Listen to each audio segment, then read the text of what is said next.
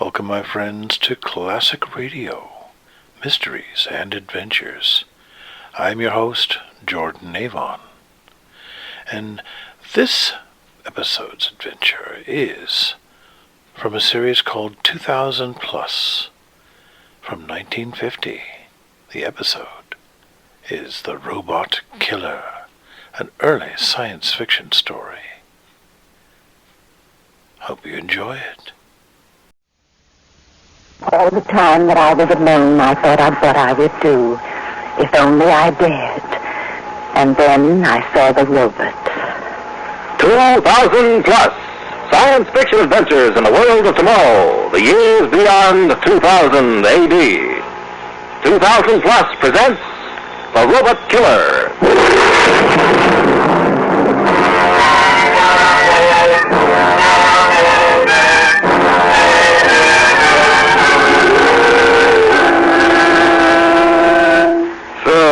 You are Mr. Samuel Donaldson. Yes, sir. Happy Sam, they call me. Yes, I know. I have friends who think your television program is very funny. I do not. That's a living, Professor Strager. Now, may I see the mechanical man I'm giving away as the jackpot prize on my show next week? It is not a mechanical man, Mr. Donaldson. The correct word is robot.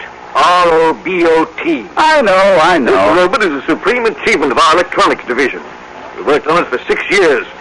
To do whatever it is instructed to do. I simply do not understand how the management of this corporation can think of giving it away to this public, to this magnificent mechanism. Oh, look, Professor, this corporation sponsors my TV show. We're on 1,246 stations. We're telecast in three-dimensional color, and the Happy Sam show is the number 2 favorite in the country. The sponsor thinks it would be a good advertising gimmick to offer a super jackpot prize, a mechanical man, a robot. And I never argue with a sponsor. Now, please, may I see what I've come to see? All right, young man, I have no choice. Come along.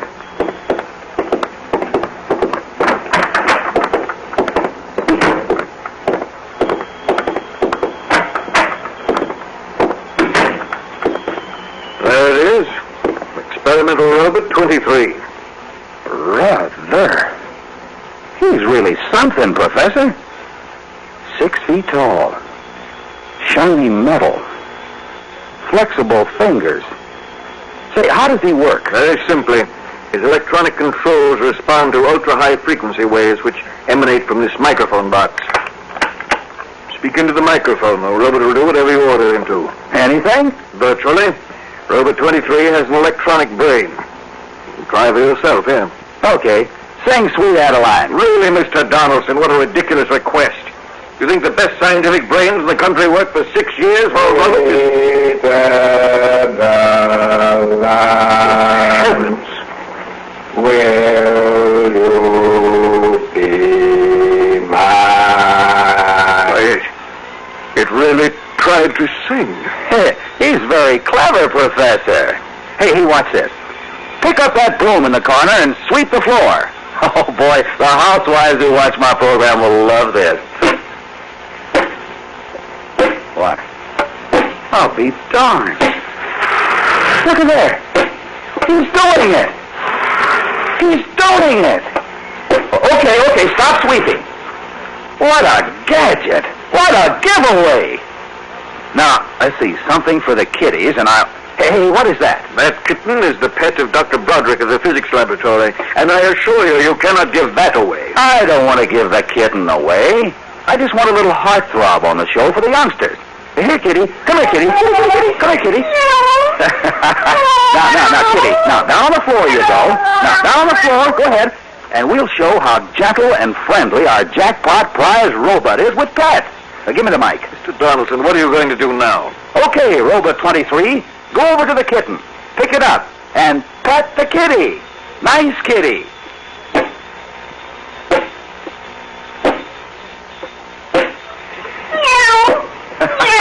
Look at that. Isn't that sweet? Boy, what a camera shot on the air. Hey, what's he doing? Robot 23, drop the kitten. Drop the kitten. Drop kitten. Oh, poor Tabby. Why, he killed the kitten. Broke its neck. He tried to pet it. And he killed it. Well, you see what comes when fools play with science. No good will come of giving this robot away to the public. I warn you, no good will come of it.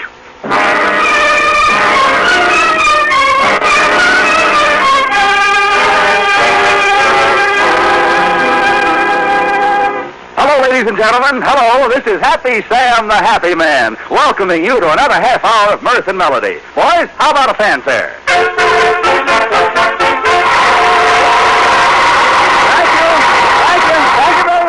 Thank you very much. Now, you know that every week for the past 4 weeks, our grand super jackpot has been growing and growing. At this moment, these are the sensational prizes in that jackpot. A free rocket plane trip for two to Paris, flying in the new 150-passenger luxury rocket cruiser at 60,000 feet, only 3 hours and 10 minutes from New York to Paris. A Caddy atomic-powered sports roadster, the automobile that never needs gas or oil. It runs almost forever. A Krylon man suit tailored to your measure. Krylon is the wonder fabric guaranteed to last 100 years. And with this suit, a special set of 14 different Krylon chemical colors. Dip that suit in the color you prefer. Wear it, then change the color with another rinse.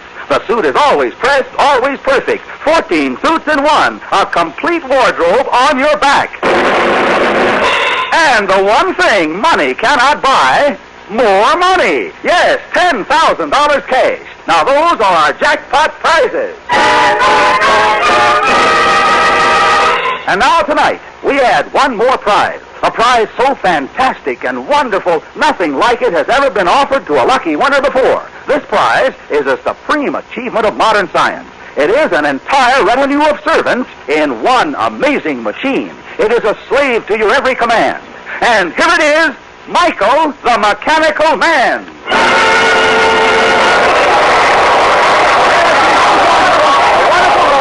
Thank you very much. Thank you. And now to determine who wins this giant jackpot and who wins this mechanical marvel, Michael the Mechanical Man, 1,000 slaves in one amazing machine. Now, as you know, ladies and gentlemen, each and every one of you millions of people watching this program on your visit screens are receiving this program via microwave. And now our computators are in action. They are channeling every microwave reception on this program. When the spinner disc stops, if your television set is on, if you're the lucky person, you win the jackpot. Wait. The computator has finished. The engineer signals that the spinner disc is slowing down. And we have a winner tonight. We picked up a set who had us tuned in. Our pretty model is walking across the stage with a name. Thank you, honey. And now, here it is, the name you've all been waiting to hear. 423 North Glencoe Boulevard in Martin Hills, New York. Apartment 5B. Mr. John Hanold. Mr. John Hanold.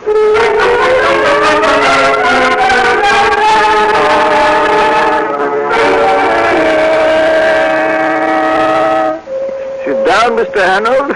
My practiced medical eye, judging from the smile on your face, tells me that you're pretty happy that Mrs. Hanold is being released from the hospital today. No, it's not only that, Doctor. Don't tell me you haven't heard of my other good piece of luck. Everyone in town's been calling me for hours before I left for the hospital. Another good piece of luck? No, I haven't heard. Why, I won some fabulous prizes on the giveaway show, including $10,000. Oh?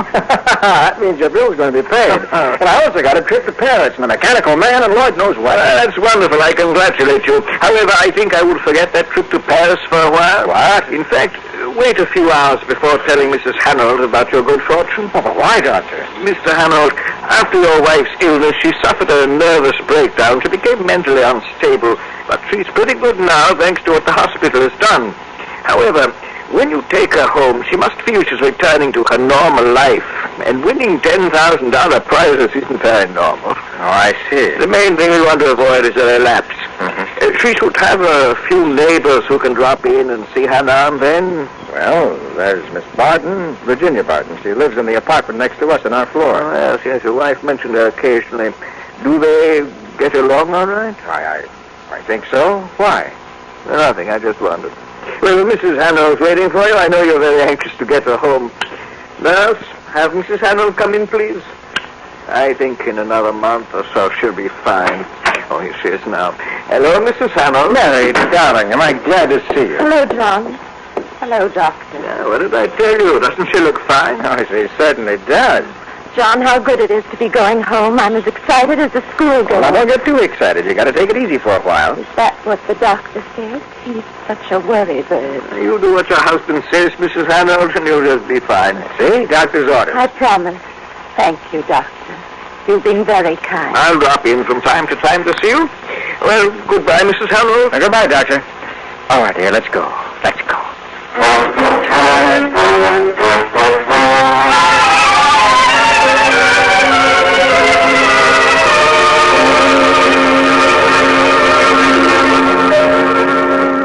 John, I can hardly believe it. Well, the doctor told me to wait until you got home before telling you. $10,000. And the trip to Paris, think of it. Oh, I hope we can take it in the summer during my vacation. And a mechanical slave, John.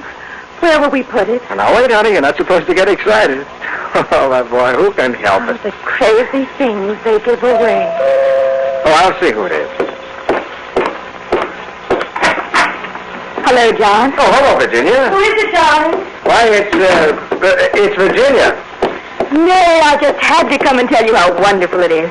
Your being back and all those wonderful prizes. It was very nice of you to come in, Virginia.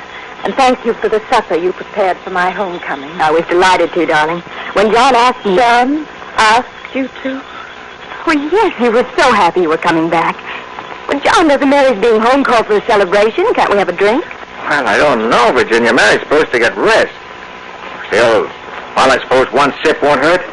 But I'll have to go out and get something, though. I'll be right back. Darling, when you get your prizes, I'll have cause to be jealous of you. Cigarette? No, thanks. Jealous? Why? Well, you'll have two men, John and Baroba. Poor little me, a bachelor gal all alone. You know, I really think you ought to give me one of them. Which one would you like to have? Darling, what a silly question. The mechanical man, of course. He doesn't drop ashes on the rugs. He'll wash the dishes and put out the cat. He'll never argue. You're lying to me. Oh, Mary, you're serious. What did you expect me to be? I don't understand. But I do. In the hospital, I began to understand a lot of things. I know the doctors thought something happened to my mind, but all that happened was that it became very clear, very sharp. And for the first time, I began to think clearly. Darling, I think this excitement's been too much for you. I shouldn't have come in. Because I was here? Is that why you shouldn't have come in? You're wrong, Mary. Everything you're thinking is wrong. John would come to the hospital only once a day. But he was working. Some days he wouldn't come at all. Mary, you know he has to go out of town on business once in a while. I knew many things. I would lie in my hospital bed and the shadows would whisper to me. They would say, "Where is John now?" While you lie in an antiseptic bed in a hospital room that is as cold as a surgeon's knife, cutting your memories to pieces. You frighten me. Don't go. John will be back in a moment. I have a headache. I've got to go. But what will John say when you're not here? You poor darling. You poor sick Mary. Yes, walk out on me, Virginia. Leave me alone. But I'm not alone as I was in the hospital. I'm home now, my home. And I'm near you. Near enough to kill you. If only I could think of how to do it.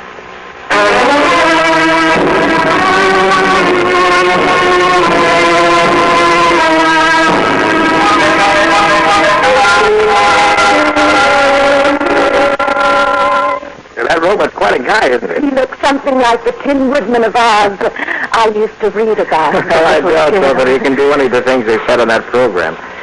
Well, my guess is they'll have to sell him for junk or give him away to some kids. Well, let's see. The directions say, turn on the racket switch for power, and then just talk into the microphone. Use simple phrases and precise instructions. Well, what's I tell him to do? He's your boyfriend. Tell him to leave the green chair about 2 feet back in the corner. Okay.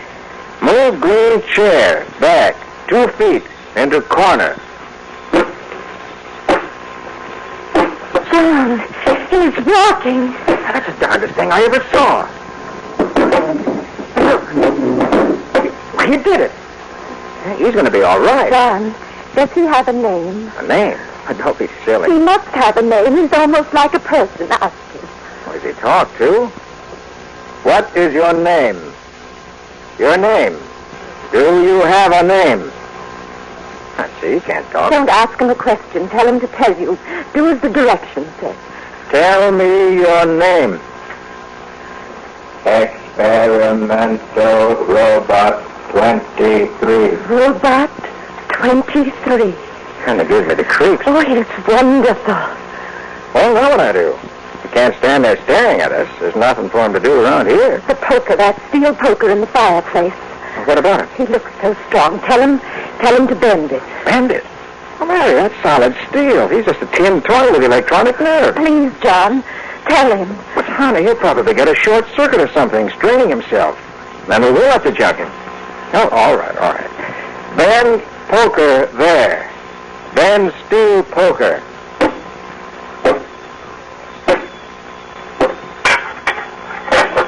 I see, just picked it up. But nothing's happening. Bend it. Bend it. You see, I told... Good Lord. Oh, he's bending the steel as if it were taffy. And did you see that? Why, it's almost as if he threw it down, disdaining of showing off. Why did you turn him off? He's dangerous, Mary. Dangerous and frightening. I'm going to dismantle... No. Now, wait, don't get so excited about it. You know what the doctor said. Don't dismantle him, John, please. All right. You insist. But remember, Mary, you're not to give him any orders except when I'm home. Darling, I wouldn't do anything that wouldn't be right for me.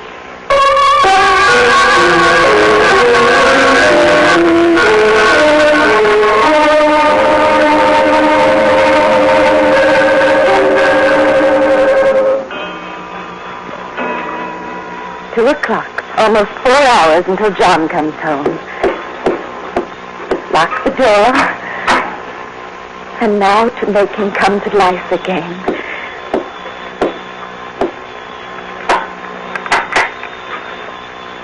Speak to me. Say to me, hello, Mary. Hello, Mary. Hello, Robot 23. How nice of you to visit me. Every day you visit me. Why do you do that, tell me? Because I love you. Because I love you. Because you love me.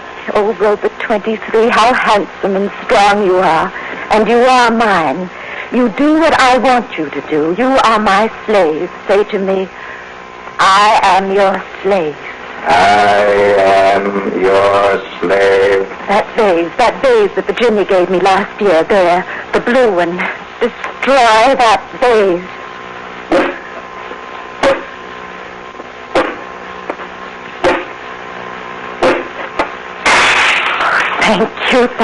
Thank you, Robot 23, very much. Of all the things in the world I have, you are the most wonderful. Because you love me and obey me and would do anything for me. Anything. Oh, the door, someone there. It can't be John. It's much too early for John. I'll see who it is, and you will wait for me. Wait, as you always do.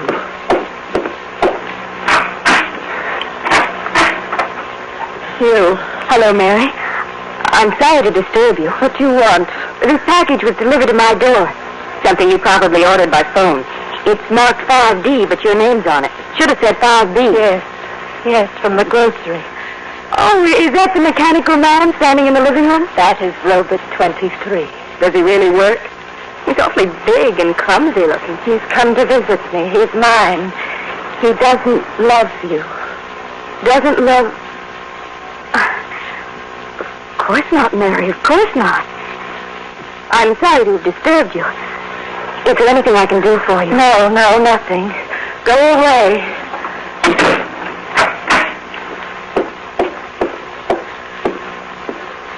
You saw her, didn't you? Say, yes, I saw her. Yes, I saw her. She's the one I hate. And John is the one I love. And you love me. Say, I love you. I love you. You must destroy her the way we destroyed the babes. Now that you've seen her, you know my secret.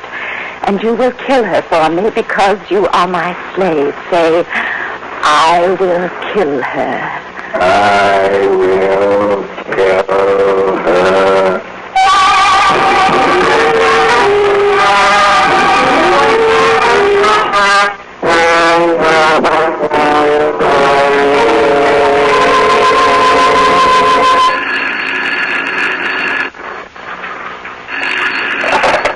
Hello? John, this is Virginia. Oh, hello, Virginia. This is a pleasant surprise. Why are you calling me? It's about Mary. Mary. Has something happened? What is it? I rang your doorbell a few minutes ago. One of Mary's packages had been delivered to me by mistake. She came to the door. Yes? She acted very strangely, particularly when I asked about the mechanical man, the robot. Well, what do you mean, Virginia? Strangely. She wouldn't let me come in and look at him. She said he didn't love me. What? She was in a strange mental state. John, are you sure she's all right? Virginia, listen, the robot wasn't moving or doing anything, was it? Not that I could notice. But Mary's attitude and her odd remarks. I knew I shouldn't have accepted that tin monster. Well, I'll get home as soon as I can, Virginia. Thanks for calling.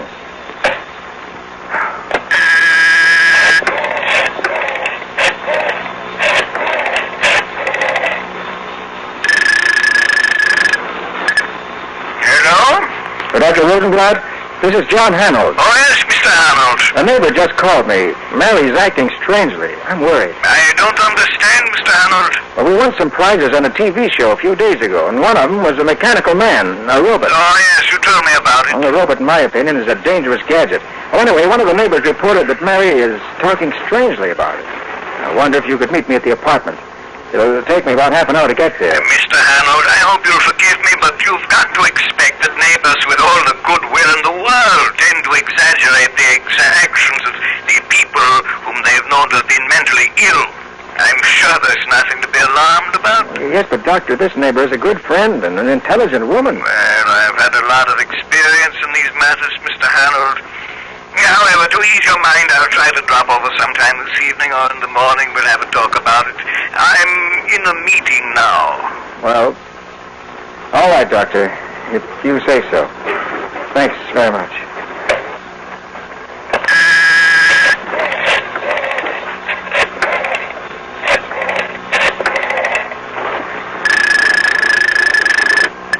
Hello? Oh, Virginia, this is John.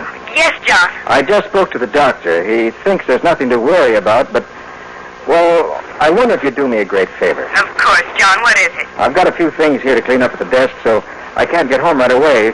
I wonder if you'd go in and stay with Mary until I get there. But, John, frankly, I'm a little frightened. Oh, that's silly, Virginia. After all, what can happen?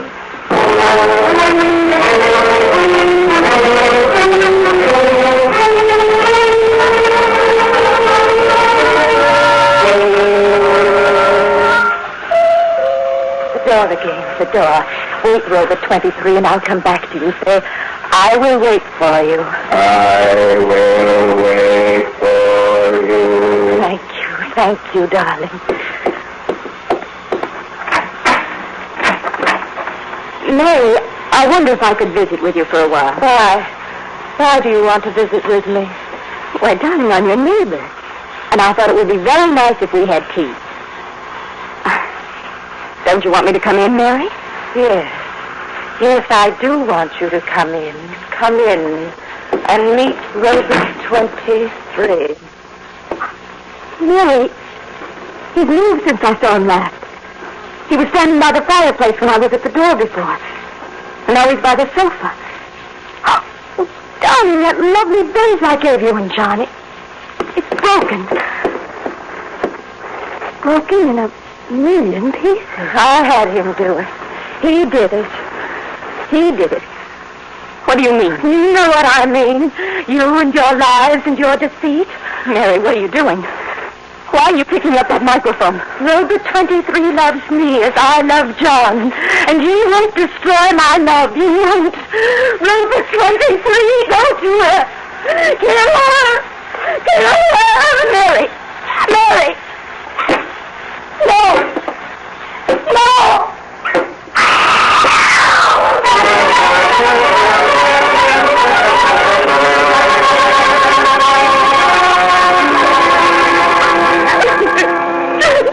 Virginia, please stop crying. Good heavens, what happened?